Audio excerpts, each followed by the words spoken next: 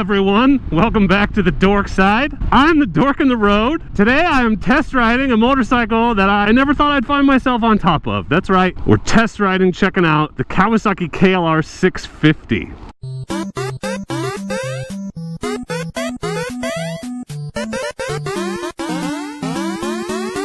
That's right, everyone, I am the Dork in the road and I want to be your internet riding buddy. So please don't hesitate to subscribe. And don't forget to turn on those notifications so that you know when I post new content just like this. I'm sitting here at what is apparently the busiest intersection in all of state in Oregon. I'm actually in Sublimity. You can see the sign over there. Because I am test riding a Kawasaki KLR 650. So as you know, if you saw my It's Time to Sell the Versys video, I'm in the market. I'm really thinking about something a little bit more off-road focused. As I mentioned, I was thinking about a V-Strom.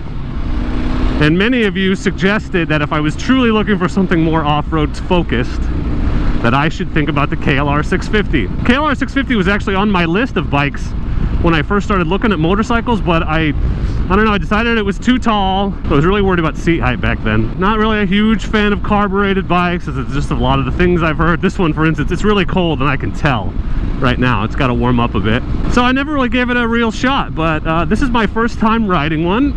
And since I'm in the market and I'm trying not to rule out any possibilities, I thought I should come out here and give one a test ride. So this is a used one, and this one's got a few things. It's got, these are aftermarket bars, pro taper bars, obviously, and this is an aftermarket windscreen. But I will tell you, so far, I am pleasantly surprised. Now, is it the same as the V-Strom I test rode? No, it doesn't feel the same, but I really thought a bike this much bigger than my CRF would feel just, I don't know, I guess in my head I decided it would definitely be like huge and unwieldy. It wouldn't feel nimble, it would feel top heavy and clunky, and I gotta tell you, it doesn't feel that much different than my CRF. I mean, it definitely feels different. It's obviously bigger, but I don't know, it feels light. That's a weird word for a bike this big, but it does. It feels dual sporty. It feels like a bigger version of my CRF.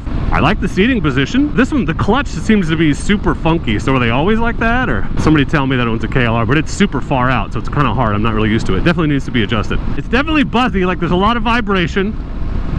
You don't get that with a twin. This is one of the biggest single-cylinder bikes I've ever ridden. This one's got baldish 50/50 tires on it. Yeah, it's that little that tractor factor. Oh yeah, it's got power, but it's not surprise you power. I mean, I shouldn't be surprised because it's a 650 like my Versys at home. The riding position is upright, it's comfortable. I think it's comfortable. It reminds me of my CRF. I'll tell you what I really like.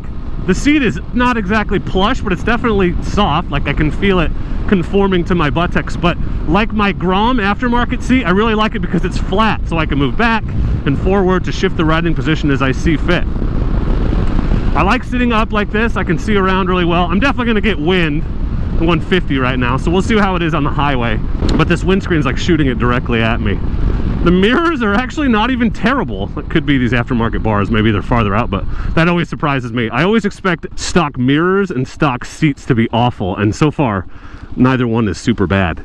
It's super vibrating though, like just, I mean, my CRF is a thumper, but it doesn't thump like this. Like, listen to that. Thump, thump, thump. I gotta tell you, I don't hate it. So for the kind of riding I'm thinking of doing, basically what I want is my CRF, but I want to be able to go farther on it. So CRF is a tiny tank, and I know you can get an aftermarket tank, but that's not the only consideration. Something a little bit more comfortable at highway speeds that can maintain it. This one's super vibrating. Are they all like this? It's like riding a dryer. Okay, I'm getting some wind. I don't know how bad it is. We'll see on the video. This is 60 miles an hour, but she just cruises.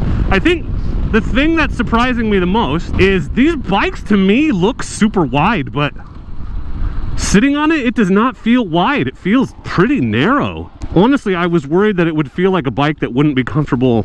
It's like you sit on a V-Strom and it feels wide and kind of heavy, right? And so you worry about rough terrain, it feeling wobbly or unwieldy. You worry about getting your feet down. The seat height is not crazy. I don't know why I was ever worried about it. It's only slightly higher than my CRF. It's no problem to get my foot down. But it feels narrow. It feels, I did not expect a bike this big to feel, nimble's not the right, it's not nimble like a street bike, but it's nimble like I could hop from rut to rut on a logging road and feel pretty comfortable with it. We'll try standing up. Oh yeah. Oh. So I ride a 250L and I have a Versys 650. And it's way more like the 250L than it is like my Versys, for sure. It's definitely vibrating. So that's a concern, just because this is a bike, if I were to get it, I want to take it on adventure rides, like set up camp and then go ride around in the woods where I'm camping. So I want to be able to do a long highway ride, but also have enough capability to go dink around in the woods. And that's why, as some of you pointed out, maybe the V-Strom is not as good of a choice as I thought, because it'll be okay for gravel roads, but you're not going to want to take it on anything remotely serious. Dude, I didn't expect to like it this much. I'll be honest. I did not expect to like it this much. It does not feel clunky, awkward, weird, heavy, unwieldy. These are all things I was expecting. The seat is not uncomfortable. Seriously, these are all these preconceptions that I had. But the vibration, the tractorness, that's all very true. I mean, everything you hear. I mean, it's not a new bike. I mean, it's got analog gauges, and even the odometer is analog. Like, it's a throwback. This is like a 2015, 2016, and they don't even make them anymore. But these things run forever. They're tanks, and you can just knock them over and it doesn't matter. I mentioned the wind on my face. Well, my legs are pretty much out of it because I'm in behind this fairing. I was half wanting to ride it just to eliminate the possibility, and now that seems to not be the case. Is it flickable? I mean, shit, more than you'd think. It's more flickable than you'd think.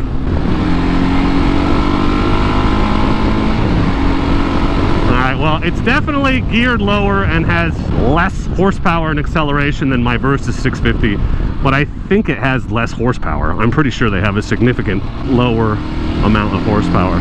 It definitely feels old school, like it's like hopping into an old, it's like riding in my dad's 80s pickup versus my new Tundra, except somehow this bike's only a couple years old, so definitely has not been updated. That's not a bad thing, because simple means easy to work on and probably more reliable. No rider aids, no ABS. All right, we're gonna try getting on the highway. This is the real test. So those of you who have KLRs, tell me what you think. How do you like it? Or have had them before? I mean, she'll accelerate. There's plenty there. It's not even warmed up yet. So that's it. That's all the gears I have. So what's it like doing 75? Oh, that is vibey as shit. And I'm super in the wind. Let me get down so you can hear me better. So at 70, my feet are vibrating. My arms are pretty vibey. That would get old pretty quick on a couple-hour ride. Okay, that's a concern. It's not great for the highway, but you don't have to go 70. Like, what if I go 65? What if I just get over in behind this car and cruise? 60? So that vibration is a concern. I feel like off-road capability, I feel like I could ride this confidently. It doesn't feel super top heavy. Does it not have a fuel gauge? I don't think it does. Shit, I have no idea how much gas I have. That's weird. Not having a fuel gauge would suck. So overall, it's exactly what I read. Far more off-road capable, far more simple and light than a V-Strom, but definitely a lot less comfortable on the highway. It's not great at this 65. What does it do if I get down to like 60? I mean, it'll cruise at 60. It's not a freeway cruiser. It'll do it, but I don't feel like it would be super comfortable. The vibration is less at 60, but it's definitely there. You definitely feel it. Oh, it's got Pro Taper pillow tops, my favorite. Oh shit, I ran right over that. Like it was nothing. The suspension feels, yeah, it feels stiff. It doesn't feel squishy. So it definitely handles some gear. I'm hoping to find a bike that's been equipped, that's got some accessories and stuff on it. I'd like to find one that's already got side cases and all the protection, because that's really what I want it for, to be a moto camping machine. I've expanded my search beyond just the V-Strom, if you couldn't tell. So thank you for all the advice people have given me. And in as much as I wish I could afford, people are like, get a Tenere or an Africa Twin, and those two would be at the top of my list if they weren't twice what I'm looking to spend. I'm trying to find something right around 5,000. That pretty much puts me in the V-Strom KLR category. It's definitely a different kind of acceleration. It feels different. Maybe it's just in my head, I don't know. All my other bikes have been fuel injected. So, tell me in the comments, what do you think? Should I get a KLR? Would I be happy with the KLR? Will a KLR suit my purposes as a ride to the place to ride with all your gear, ride around in the place and then ride home bike? Some highway, but probably 50-50 highway and off-road. Would it get me there? Would it be my leave the house, ride an hour to the woods, ride around in the woods all day and ride home bike? Would it do it for me? This ride has definitely given me a lot to think about. So I just want to say thank you very much for watching. I hope you enjoyed this test ride. It's not really a review, test ride, first impressions of the classic tank KLR 650.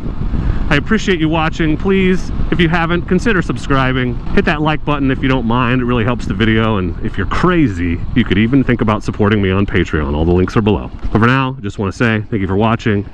And as always, please do not forget to be excellent to each other. Thank you. Oh, I can see my reflection in the chrome on this guy's GMC. I look pretty good on this thing. It's almost like it was made for me. My ass is definitely going numb already. And the clutch is real funky. It's only got like 9,000 miles. Shouldn't be burned up. Although, wait, I burned up a clutch in less than 2,000 miles. But not everyone's as good as me.